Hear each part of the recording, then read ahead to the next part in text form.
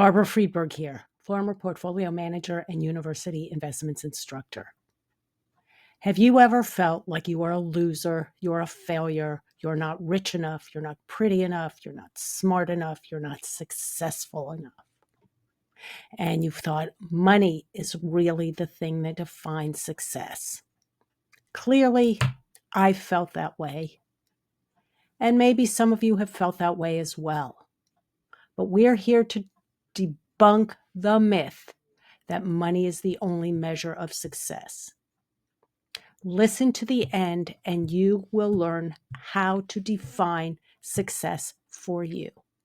Whether you're uber rich or poor, you will learn what true success is for you.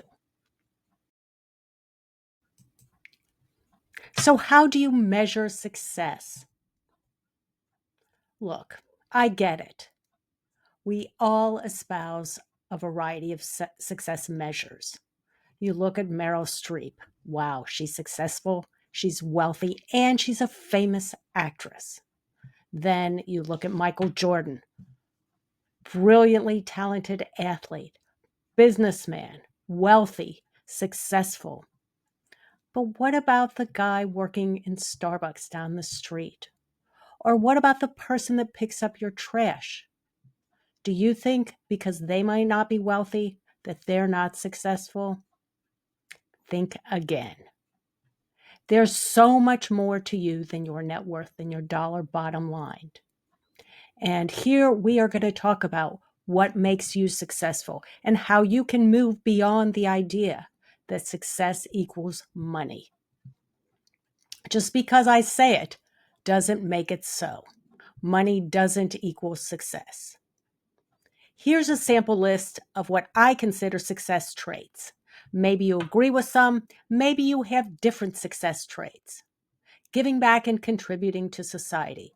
Do you go to church? Do you go to synagogue? Do you contribute? Do you help your neighbor? Do you give to charity? I think that makes you a success. What about you? Are you a good parent, a good neighbor, a friend? Do you volunteer in the community? Are you a hard worker? Do you give your best to your job? A lot of people might not think of plumber when they think of the most successful person. But I ask you, when your toilet is clogged, do you want a wealthy CEO or do you want a plumber? I don't know about you. I want a plumber. A plumber is very successful for everyone he or she serves. Other measures of success and successful traits. Do you enjoy design, art, creativity? Are you a creator? Are you an artist? Are you someone who is a community organizer? Are you a teacher? Do you do your job well? Let's talk research. Does money equal happiness? Does money equal success? Years ago, Daniel Kahneman and his collaborators did research and found that those who earned up to $70,000 achieved maximum happiness, and there were diminishing returns for any amounts earned beyond that point. Now, obviously, years ago, $70,000 was worth a lot more than it is today. And so the University of Pennsylvania did some extensive research correlating happiness and wealth. And they found a nuanced approach. Matthew Killingsworth, who was at the helm of this research study, said there are unhappy people at all wealth levels. So just because you're rich doesn't mean you're happy. And there are those people that don't have a lot of money, they're unhappy. Do have a lot of money, they're unhappy. And then for others, once they reached $100,000, any additional money pretty much created less happiness. But then there is another group whose happiness expands along with greater income. So what does that mean? There's no one size fits all between happiness and wealth. Have you ever set a financial or a personal goal, and then once you reached it, it's like you don't have the joy or happiness that you thought you would have? And magically, it seems like you have another goal that's much higher or greater than that. So what does that suggest to you? That maybe there are moving targets that go beyond a certain level of wealth that would determine success. And we're going to get into that a little more in the next segment. The secret to success is not money. Actually, a secret to success is living a life that is in line with your values, what you feel is important. So defining what you value, and then also appreciating what you have. A recent article in the Reformed Judaism website by Harkle and Kay suggested one of the greatest teachings of Judaism is, who is rich? That's the question. And the answer, those who rejoice in their own portion. If you're happy with what you have, whether it be a teacher who is teaching students who gets a thank you once in a while, whether it be a CEO who's filled with a day of problems and stressors and has a ton of money. If you are happy with what you have, you are rich, and I might add, you are successful. One of my favorite books is called 4,000 Weeks, Time Management for Mere Mortals.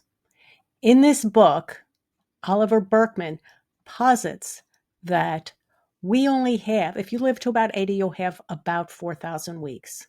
Does that surprise you? It totally blew my mind. And that's the amount of time that you are likely to have. Now, some of us are going to have a little more, some of us are going to have a little less. But in reality, that's what you have to work with. I don't care how much money you have. When your time's up, you are gone. So in reality, time clearly is finite. Do you want to be the richest person in the graveyard? It really doesn't matter now, does it? Once time is gone, there is no more. Money you can earn more of. I lost my dad a few years back, and seeing him during the last few years of his life drove this concept home. Couple that with the idea that no one knows how long they'll live. And these realities underscore the importance of spending time fruitfully, and I might add, successfully. And that may not always mean seeing how much money you can earn. As a side note, I get kind of frustrated because I am working in the investing and personal finance field, so obviously money is a big topic. I get frustrated when people talk about how much money they're making, how successful they are, what strategies they can do to make more money. Because in reality, what that is doing is feeding a false perception that success is money. It is not. Is money the only measure of success? Do you need money in order to be a valuable and successful person? No. You are in charge of your own attitude. Define success for yourself. I know it's hard because every time you look at your screen, there's an image there bombarding you about what society wants you to think is success, but it's not real.